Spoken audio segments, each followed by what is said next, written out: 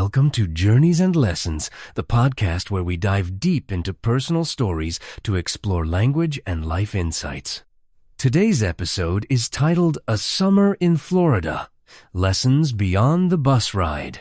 Thanks for having me. We're unpacking a real-life account of a college student traveling from Boston to Florida for summer break. The story spans everything from an exhausting bus journey to unexpected work experiences and even a bit of friendly teasing. Absolutely, and throughout, we'll highlight vocabulary, idioms, and draw practical lessons. But first, let's walk through the story's events to set the stage for deeper discussion. That sounds great. The story is rich with situations that many learners can relate to, from travel decisions to adapting to new environments. Let's start at the beginning. The protagonist takes a bus from Boston to Florida, which takes over 2 days. Why do you think someone would choose a bus over a plane for such a long trip? There could be several reasons: cost, a sense of adventure, or maybe a fear of flying. However, the story makes clear that the journey was uncomfortable. Poor sleep left the main character exhausted, showing how sometimes saving money comes at another cost. That's a good point. It's a classic case of hindsight realizing that the plane would have been faster and less tiring. Have you ever regretted a travel choice like that? Definitely. Once, I took an overnight train and couldn't sleep at all. It made me realize how valuable comfort is, especially on longer trips. Once the main character arrives and catches up on sleep, they start to feel bored. Why do you think boredom sets in so quickly after initially looking forward to the trip? That's common when expectations meet reality.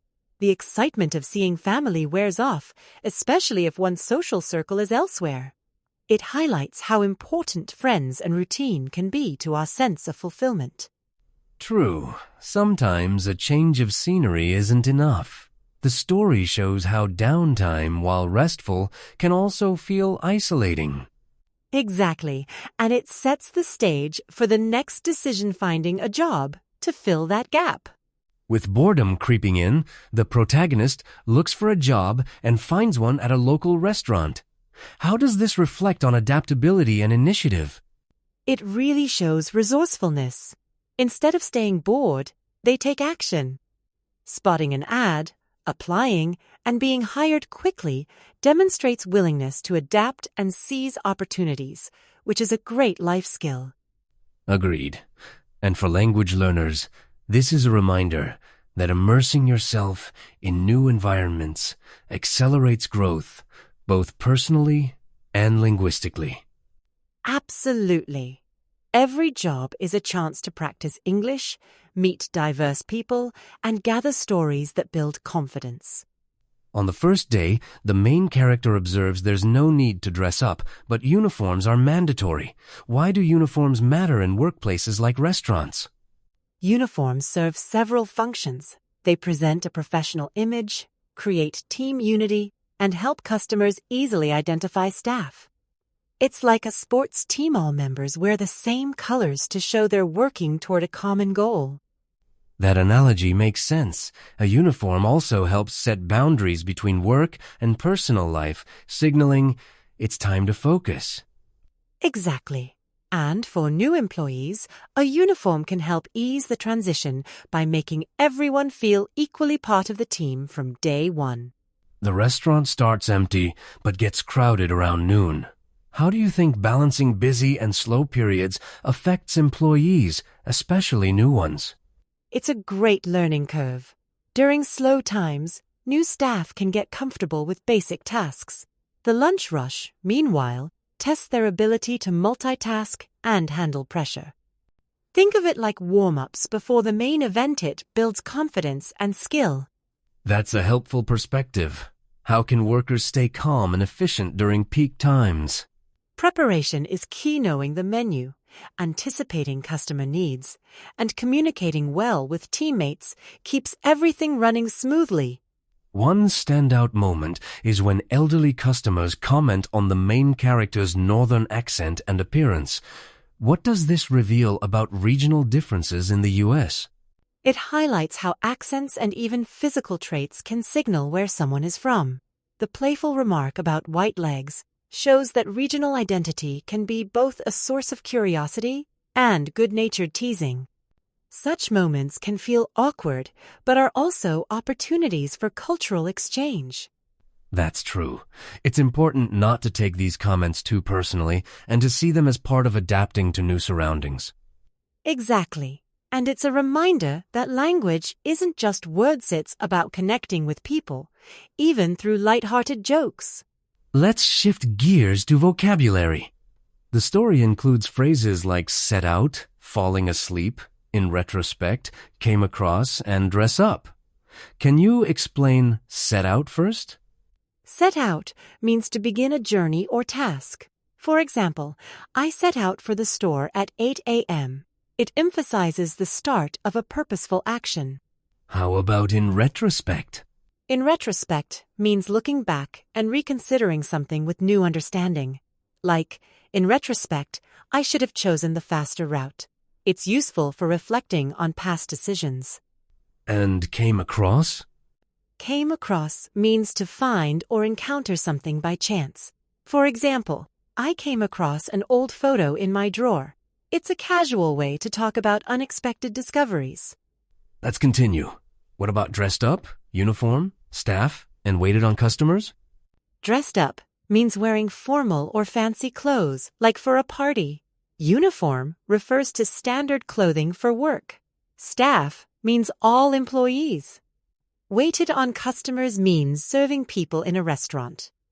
For example, she waited on 5 tables during lunch. How is exhausted used differently from tired?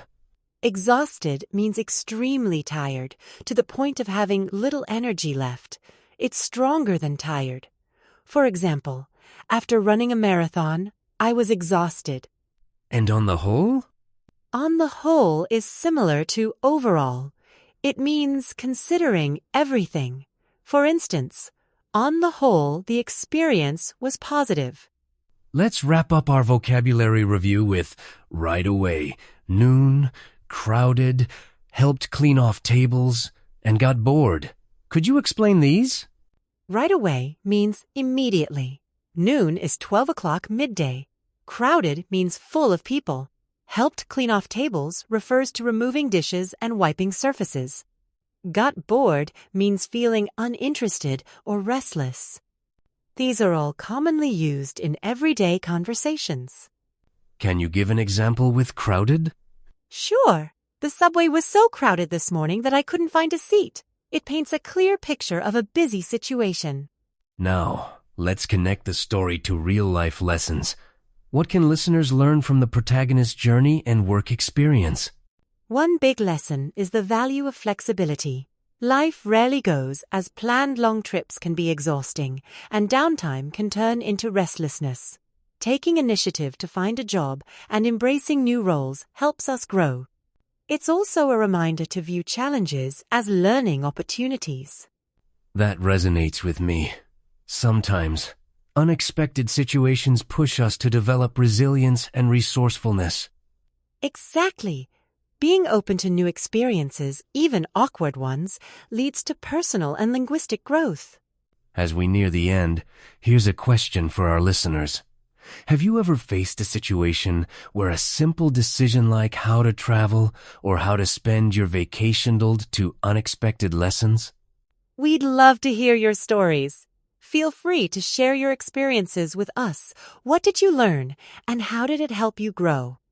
Engaging with real-life scenarios is a great way to improve your English and self-awareness. That brings us to the end of today's episode. Thank you for joining us on Journeys and Lessons. Keep practicing your English through real stories. Each one is a step forward. And remember, every challenge holds a lesson. Stay curious, stay motivated, and don't be afraid to make mistakes. They're the best teachers. Until next time, happy learning and take care.